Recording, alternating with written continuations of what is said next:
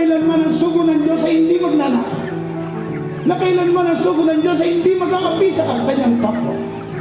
Na kailanman ang sugo ng Diyos ay hindi lalabi sa kapangyarihan at bagkus. Ang sugo ng Diyos ay mga ngalaga at gagabay na may malasakit at awa sa kanyang kapwa, na handa niyang isaalang-alang kanyang buhay para sa kinabukasan ng bawat pamilya at higit sa lahat, kinabukasan ng ating mga anak at ang mga susunod pang henerasyon na mabubuhay sa pagtanda.